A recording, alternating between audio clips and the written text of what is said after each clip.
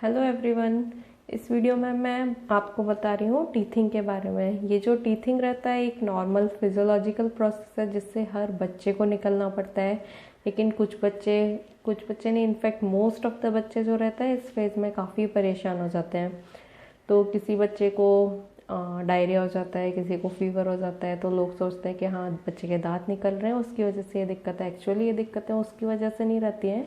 तो हम इसी के बारे में अभी डिस्कस करेंगे। तो सबसे पहले जो है क्या क्या दिक्कतें हो सकती है बच्चों को और क्यों दिक्कत होती है। आपने देखा होगा ज़्यादातर बच्चे इस वक्त जो रहता है बहुत इरिटेबल रहते हैं, रोते रहते हैं। तो वो क्यों रहता है?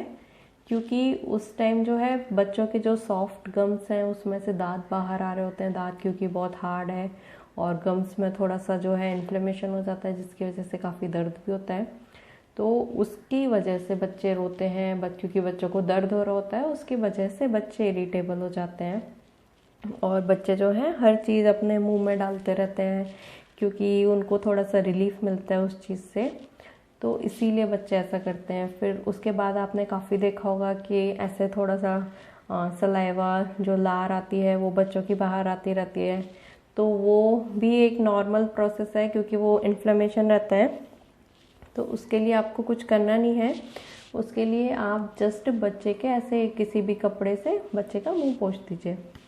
और काफ़ी बच्चों को फीवर आ जाता है तो लोग बोलते हैं कि अरे दांत आ रहा है इसलिए फीवर आया होगा, बट ऐसा नहीं है। यूजुअली थोड़ा सा इन्फ्लेमेशन है जिसकी वजह से फीवर हो सकता है, बट वो फीवर मतलब माइल्ड रहेगा, मे बी 99.5 ही रहेगा, 100 से ऊपर यूजुअली नहीं रहता है टीथिंग की वजह से। लेकिन अगर आपके बच्चे को 100 से ऊपर फीवर आ रहा है तो हो सकता है कि बच्चे को इन्फेक्शन हुआ हो या बच्चे को किसी और रीज़न से फीवर आ रहा हो। तो फिर उसको इग्नोर मत करिए, आप एक बार डॉक्टर को दिखा लीजिए।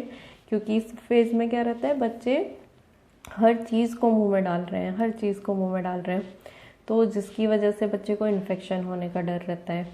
तो डायरिया भी जो है वो इसीलिए होता है क्योंकि बच्चे हर चीज़ मुंह में डाल रहे होते हैं जिसकी वजह से इन्फेक्शन हो जाता है। क्योंकि जो टीथिंग वाला डायरिया रहता है वो हार्डली, बच्चे जो पॉटी कर रहे हैं वो थोड़ा सा पतला रहेगा, 1 या 2 बार ही करेंगे, उससे ज़्यादा नहीं होगा। लेकिन अगर प्रॉपर डायरिया हो रहा है तो इसका मतलब वो टीथिंग की वजह से नहीं है, वो बच्चे को इन्फेक्शन की वजह से है। तो एक बार उस टाइम भी अपने डॉक्टर को ज़रूर दिखा लेना चाहिए। कुछ बच्चों को जो है खांसी भी हो जाती है।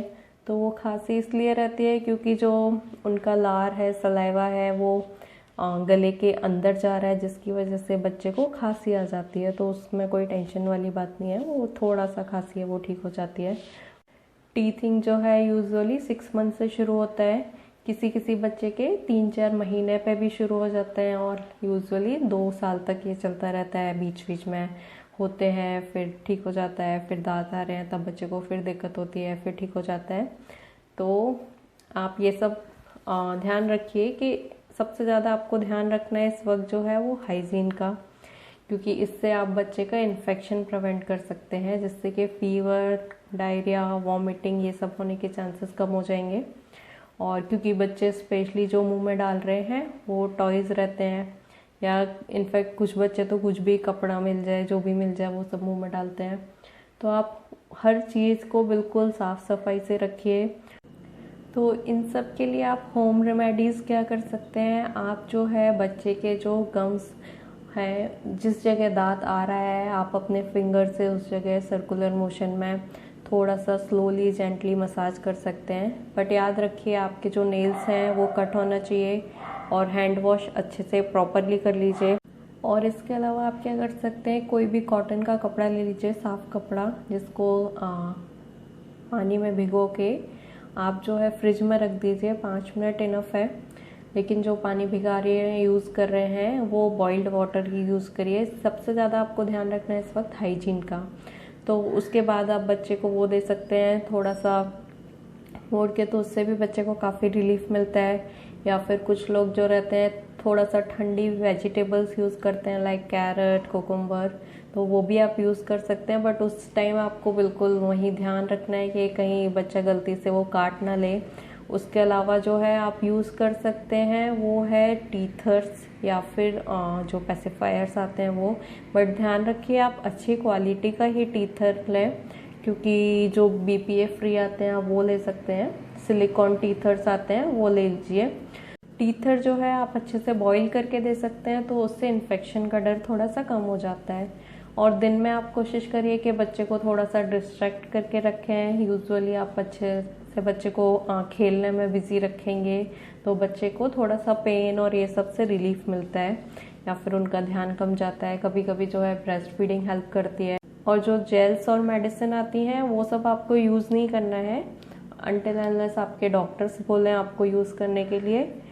टीथिंग के टाइम आपको सबसे ज़्यादा जो ख्याल रखना है वो है हाइजीन का। बच्चे के टॉयज़, बाकी सारी चीज़ें बिल्कुल क्लीन होनी चाहिए, जिससे कि वो कुछ भी मुंह में डाल रहे हैं तो उससे बच्चे को फीवर, डायरिया, इन्फेक्शन ये सब होने का डर नहीं रहेगा। बाकी फिजियोलॉजिकल प्रोसेस है, सब निकलते हैं, सब हो ही जाता है। और कुछ लोग पूछते हैं कि मेरे बच्चे के अभी तक दांत ही नहीं आए हैं तो मैं क्या करूँ, तो उसके लिए आपको कुछ नहीं करना है।